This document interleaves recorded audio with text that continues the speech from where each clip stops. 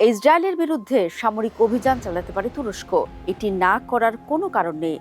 ইসরায়েলের যে উপযুক্ত স্থান দেশটিকে সেখানেই পাঠাতে প্রস্তুত আঙ্কারা। এবার এভাবেই ইসরায়েলের বিরুদ্ধে গর্জে উঠলেন তুরস্কের প্রেসিডেন্ট রিসেপ তাইয়েপ এরদোয়ান। তুরস্ক এমন এক সময়ে অবস্থান জানিয়ে দিল যখন ইরানে আবারও হামলা চালাতে আট ঘাট বেঁধে নামছে ইসরায়েল। ট্রাম্পের গ্রিন সিগন্যাল পেলে ইসলামী বিপ্লবের দেশটিতে চূড়ান্ত আঘাত হানবে ইসরায়েলি বাহিনী। এরদোয়ান ভালো করেই জানেন, ইসরায়েল যদি ইরানকে দমাতে পারে তবে তাদের পরবর্তী টার্গেট তুরস্ক। তাই ইসরায়েলকে ঠিক সময় না থামানো গেলে বিপদ তারও। সব মিলিয়ে পরিস্থিতি এখন অত্যন্ত নাটকীয়। তবে কি ইরানের সাথে হাতে হাত মিলিয়ে যুদ্ধে নামছে তুরস্ক? দর্শক, রবিবার ইস্তাম্বুলে আয়োজিত এক রাজনৈতিক সম্মেলনে ইসরায়েলকে এক হাত নেন এরদোয়ান। তিনি অত্যন্ত কঠোর ভাষায় বলেন, তুরস্ক প্রয়োজনে ইসরায়েলের সামরিক হস্তক্ষেপ করতে পারে।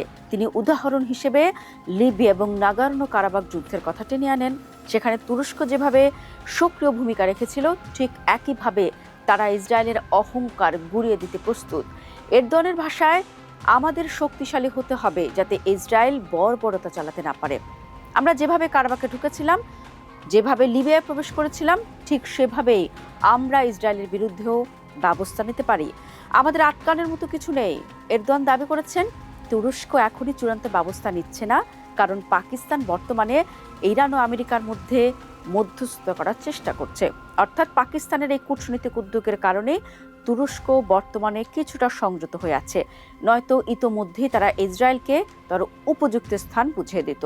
দর্শক, ইসরায়েলের প্রতি এরদোয়ানের অবস্থান শুধু কথাতেই সীমাবদ্ধ নেই, তা গড়িয়েছে আদালতের কাঠ করা পর্যন্ত।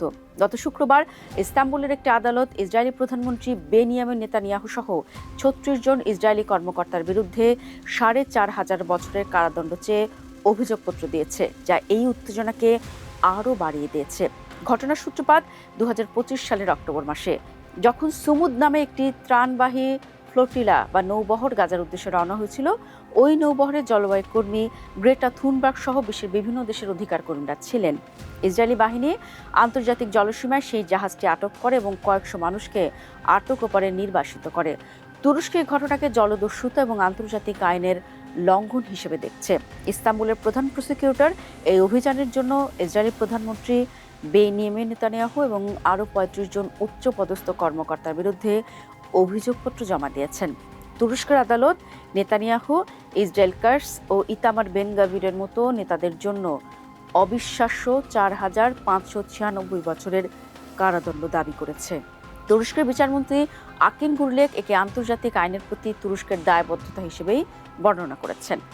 দর্শক, এখন প্রশ্ন জাগতে পারে, তুরস্ক কি সত্যি ইসরায়েলের সরাসরি হামলা করবে?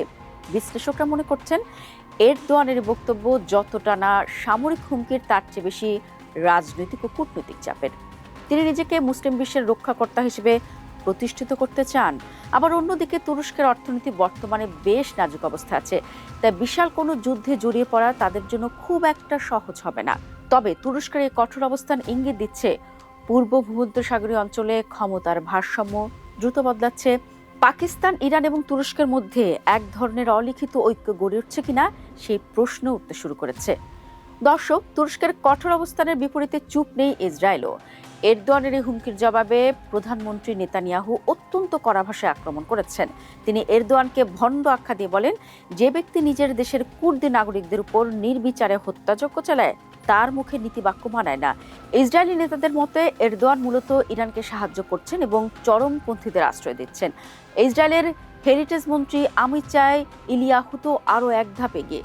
তিনি এরদোয়ানকে একজন উন্মাদ একনায়ক হিসেবে অভিহিত করেছেন। তিনি তুরস্কের অতীত ইতিহাস মনে করিয়ে দিয়ে বলেন, যারা সাইপ্রাস দখল করে আছে এবং আর্মেনীয় গণহত্যার কলঙ্ক বয়ে বেড়াচ্ছে, তাদের ইসরায়েলকে শিক্ষা দেওয়ার কোনো অধিকার নেই। তিনি এমনকি তুরস্কের সঙ্গে সমস্ত কূটনৈতিক সম্পর্ক ছিন্ন করার প্রস্তাবও সরকারের কাছে পেশ করবেন বলে জানিয়েছেন। দুই দেশের এই রাজনৈতিক বিতর্কের উত্তাপ এতটাই বেশি যে তার সাধারণ কূটনৈতিক শিষ্টাচার ছাড়িয়ে গেছে। ইসরায়েলি মন্ত্রী ইতামার বেন গভির সরাসরি এরদোয়ানকে লক্ষ্য করে অত্যন্ত আপত্তিকর ভাষা ব্যবহার করে সামাজিক মাধ্যমে পোস্ট করেছেন। অন্যদিকে তুরস্কের পররাষ্ট্র মন্ত্রণালয় নেতানিয়াহুকে এই সময়ের হিটলার বলে অভিহিত করেছে। তাদের মতে নেতানিয়াহু পশ্চিম এশিয়ার শান্তি বিনষ্ট করার জন্য এবং নিজের গদি টিকিয়ে রাখার জন্য রক্তক্ষয়ী খেলায় মেতেছেন। তুরস্কের স্পিকার নুমান কুরতুলমাসো এরদোয়ানের সুরেই বলেছেন যে নেতানিয়াহু একজন সন্ত্রাসী দলের সর্দার, তার হাতে নিরীহ শিশুদের রক্ত লেগে আছে, আর এ কারণে তিনি আন্তর্জাতিক আইনের দৃষ্টিতে একজন অপরাধী। সব মিলিয়ে তুরস্ক এবং ইসরায়েলের মধ্যকারের সম্পর্ক এখন খাদের কিনারায়, যা মধ্যপ্রাচ্যের পরিস্থিতি আরো ঘোলাটে করে তুলেছে। কারাবাগ বা লিবিয়ার মতো তুরস্ক যদি সত্যিই কোনো পদক্ষেপ নেয়, তবে তা কেবল এই দুই দেশের মধ্যে সীমাবদ্ধ থাকবে না, বরং পুরো বিশ্ব রাজনীতিতে এক মহাপ্রলয় ডেকে আনবে। দেখা যাক কোথাকার জল কোথায় গিয়ে পড়ে।